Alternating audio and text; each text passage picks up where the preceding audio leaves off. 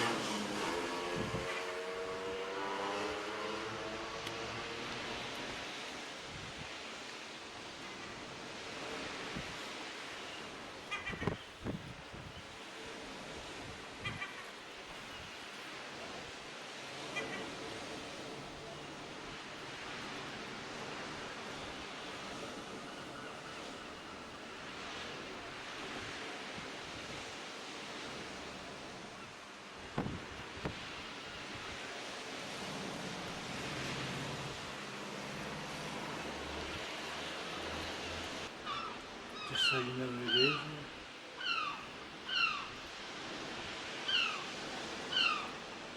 Who's it?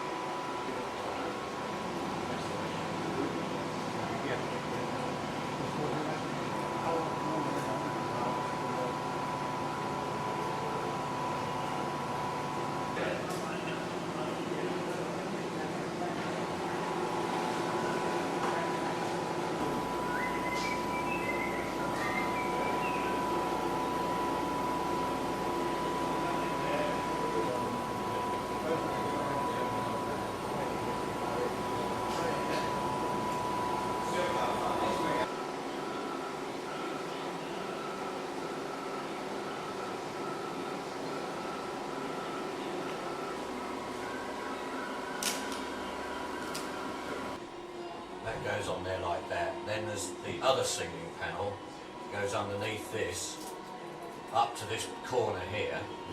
Those windows open up and drop behind this piece, like that. And then these thin ones go on the intermediate ones, so they go in there, like that. That board thing runs along the top of it there. And then I've got all this gauze stuff, that pins on there like that. And then in the office I've got some embossed corner paper for ceilings, which sticks on this, and it looks like railway arches, doing that all the way along. And what I've got to do is just paint that so it looks like stain and varnish. What is it? These ventilators, of course, are under this ceiling. They come along here and go up underneath here, keep that all dry. And then these, obviously, as I say, drop back to there, which gives you the ventilation from outside there and through gaps in this to come into the saloon. So it's all original. I've just cleaned it down and re-varnished it several times. They go along there. Then we've got, probably in my bench, we've got other bits of wood that go across here to join the two together. And we've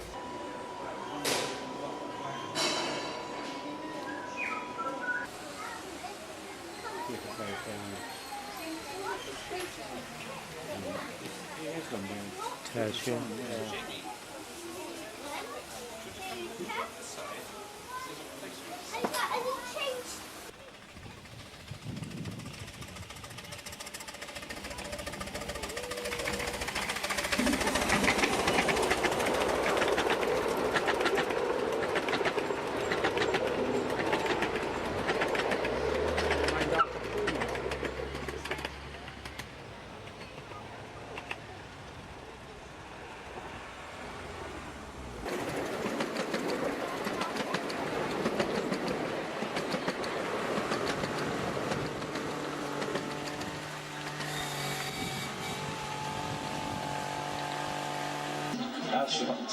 Mega, it's so white. I'm gobsmacked.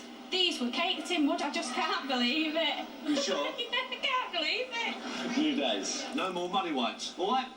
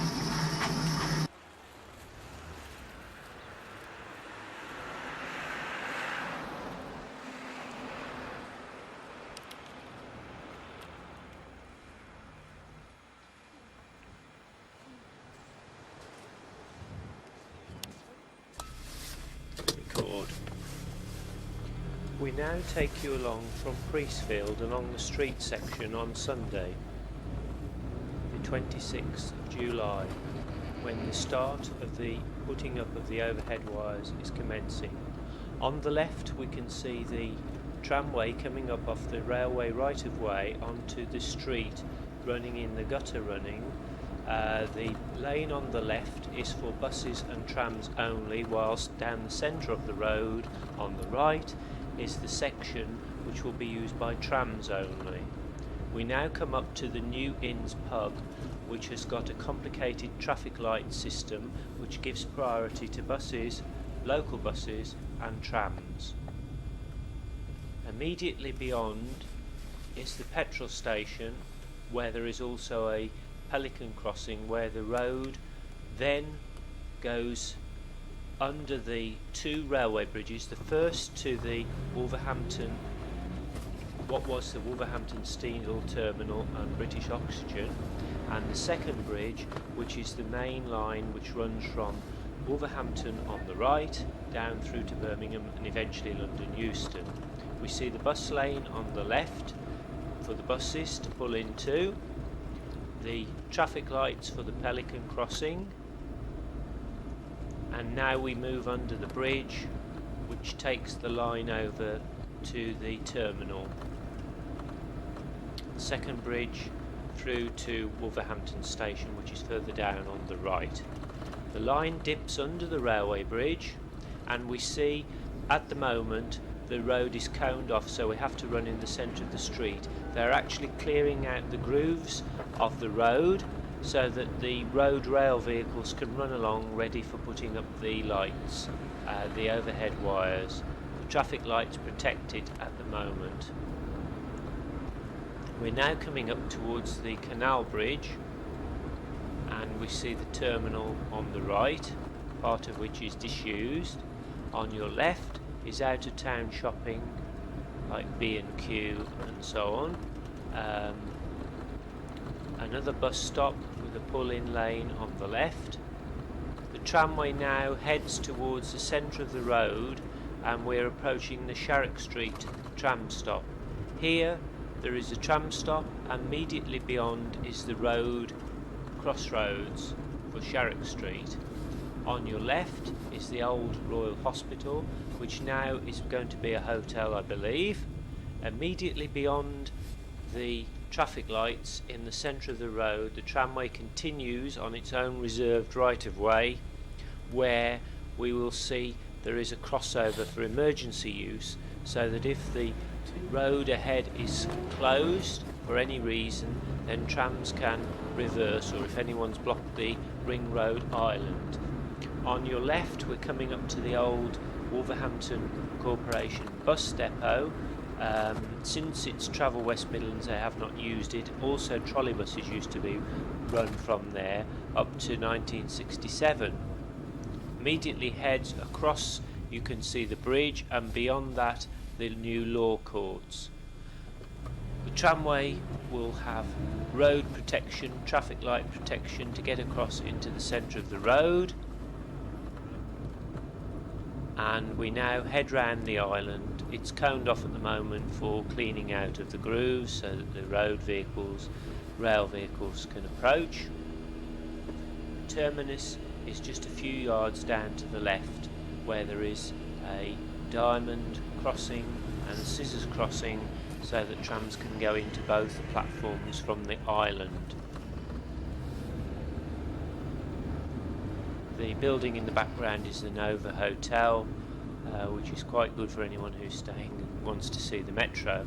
We now head back down the same route, down the Bilston Road, but heading out of town towards Bilston, Wednesbury, West Bromwich and eventually Snow Hill.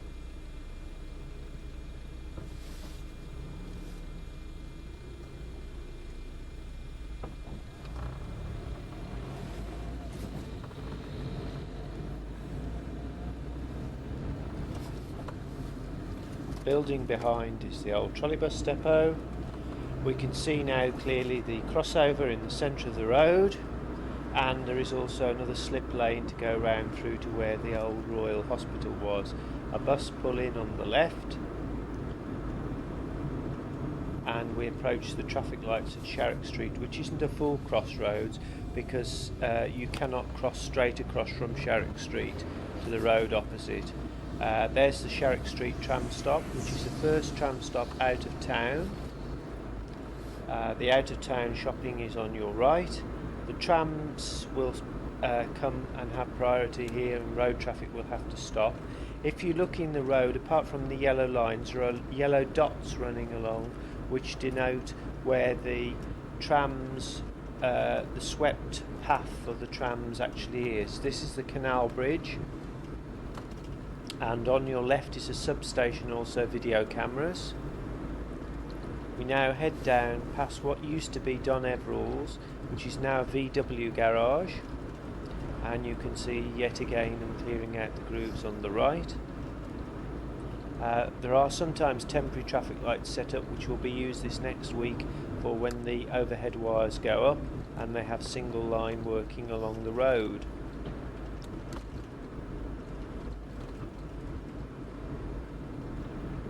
Another bus pull in on the left, pub on the right, and we come up to the Pelican crossing just after the chip shop.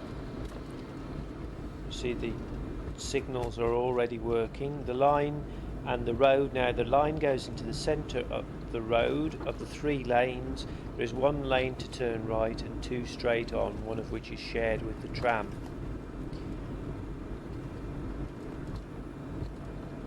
The tram now veers into the centre of the road on its own reservation.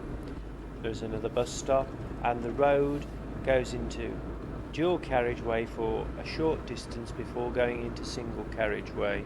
You can see now that the tramway dives down onto the reservation at Monmouth Green towards the Priestsfield tram stop, which is equidistant between Priestsfield and Monmouth Green. We now pull into the side here to explore the Priestsfield tram stop and where it joins the road more extensively. We see the diesel locomotive from Grant Rail and the road rail tower wagon. This area is being landscaped, and there is now a path down to the Priestsfield tram stop, which can also be accessed from the railway bridge at the background.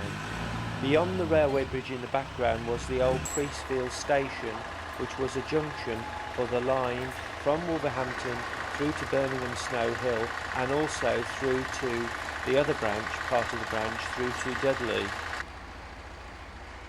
The path in the background gives access to some more modern housing, which is on the right, which has been built in recent years, and there is also a crossover yet again in case there are any disruptions on the road section.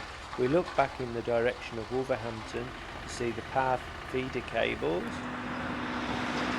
This was the site for the Wolverhampton section for the gang working on the tramway. It is now being converted for metro use. There's still a lot more landscaping to do, and the ground has been graded. We see the traffic lights now looking back towards Wolverhampton, towards the bus lane, and in the distance the New Inns pub.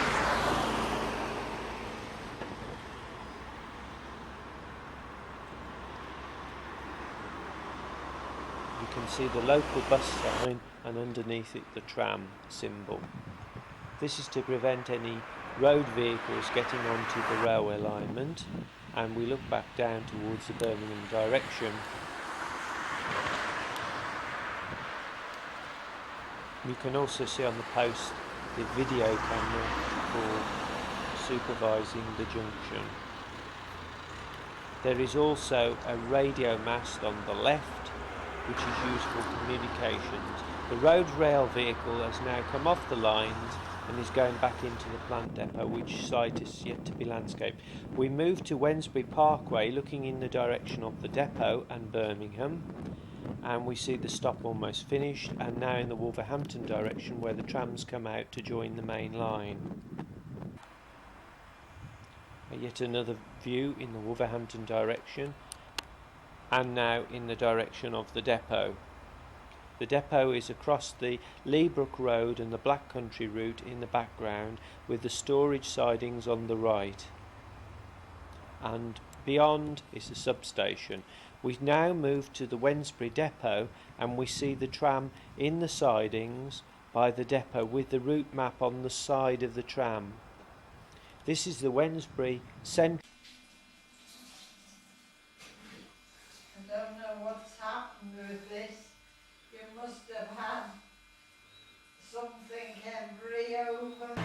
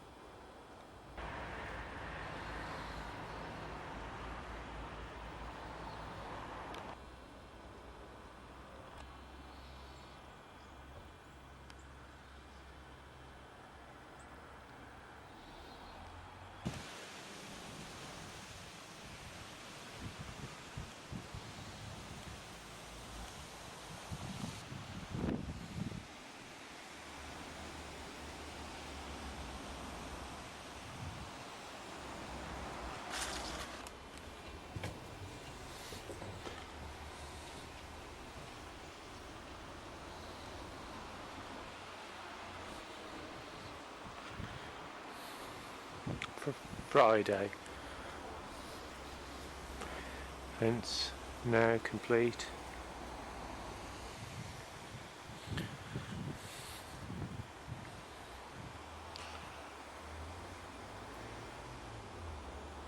Gate repaired apart from beading.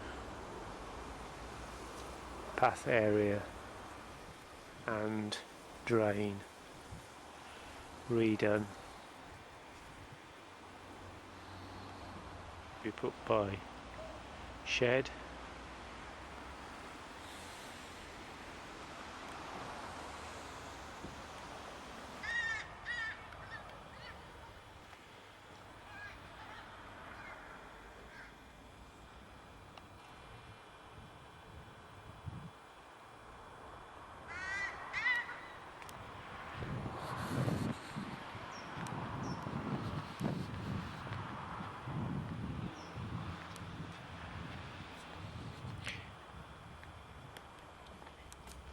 Now approaching the side gate, going through into the rear garden. The garden's quite big, as you can see. It's up in various tees, so basically the lawn from the side goes down the side from the front lawn onto the back lawn, and it's tiered up to a further level where the railway is.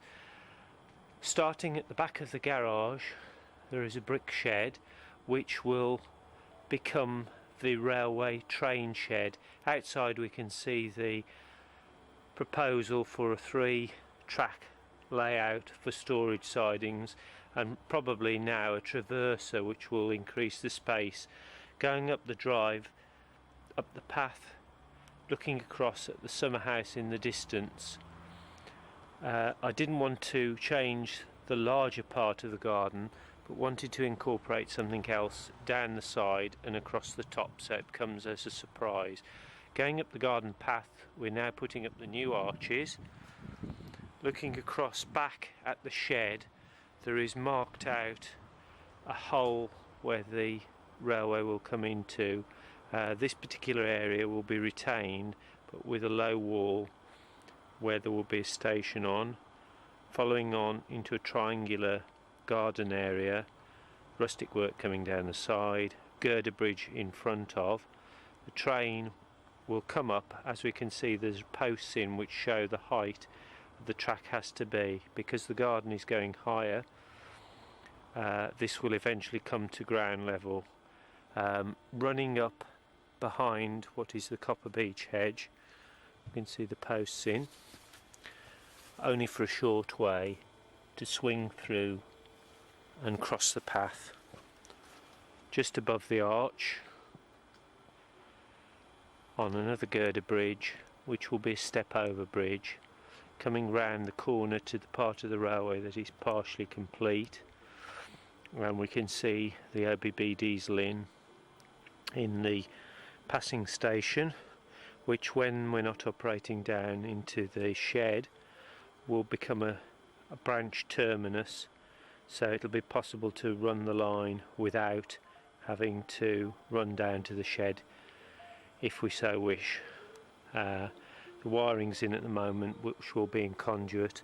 This particular part of the area catches the sun rises from behind and sets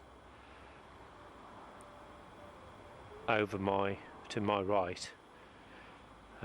Behind that is a row of conifer trees where the railway will disappear into a turning circle. We have the water feature. The railway goes into single track. Looking across, we can see how it will look, and disappearing back across down the garden path into the hedge. Looking across to the rockery feature, and also just to remind us the relationship to the bungalow. Coming along up to the summer house, we can see this has been all paved.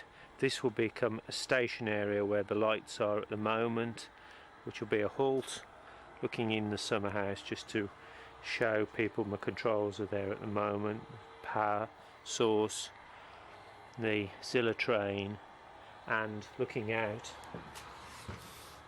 onto the rockery, the view that will be looked at. The temporary piece in front is just to, well, it's removable, the post is just to scare away animals. Looking back to the station, as we can see, the train will then come round across over the path up through the rhododendron bushes, which will grow up and disappear up into the hedge under the big conifer trees where there is a turning circle. We can just see, if I take that through right in the distance, we can see the turning circle. Looking back down to the garden, the road crossing, the trains coming through, and looking back down to the bungalow with the train shed right down the bottom, seeing the distance. The track will come up, round, disappear, and then go along into the trees. The other line, which forms a turning circle round the rockery, and there is a set of points with the train switching device in the background, which is forming a cutting with the rock stones in order that we can cut the hedge. Walking round just briefly to show what is actually done. Camera surveillance equipment.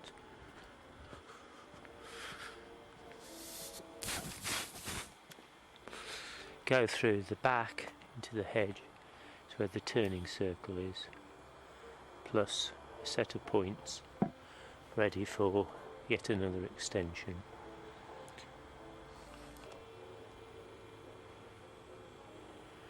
The green box is for my control equipment, which eventually will be replaced with a larger box on the building. We'll just see something running briefly.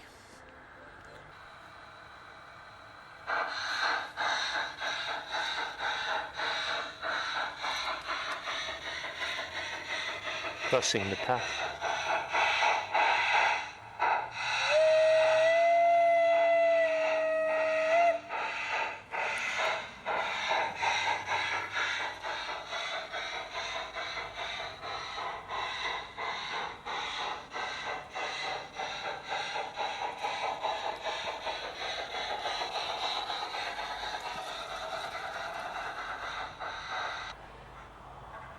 Seeing my other loco now, leaving the branch station, coming up along the back of the yew hedge,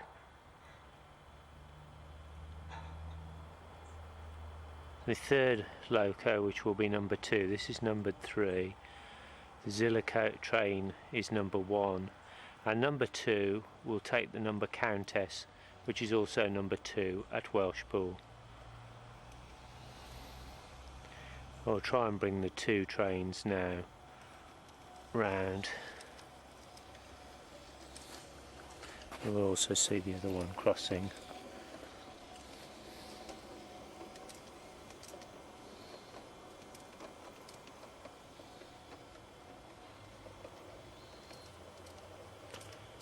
Perhaps this one should have the diesel sound next.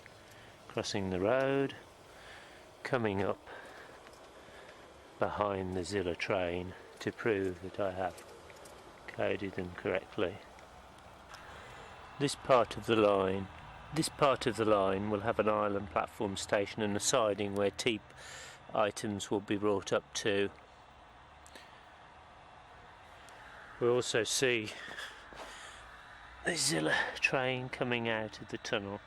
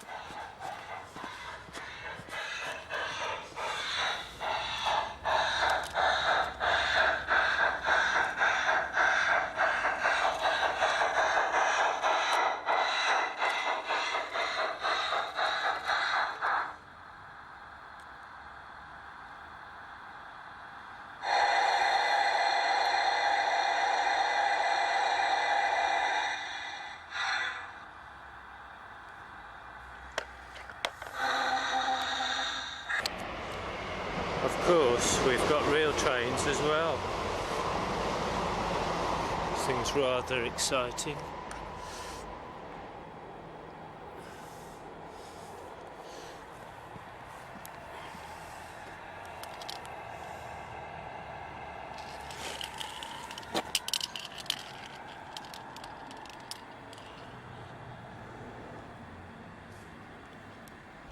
Closing shot of the two locos side by side in the passing loop station prior to going round the bend. At the moment this is illuminated with a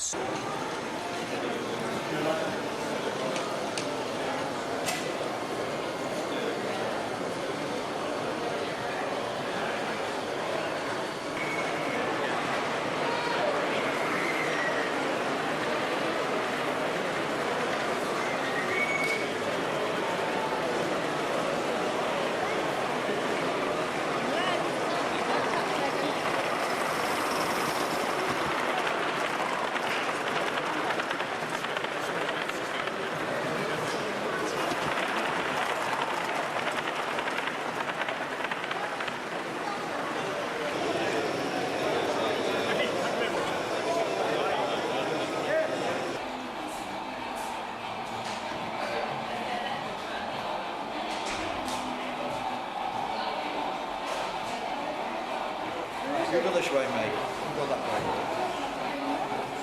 Sweet.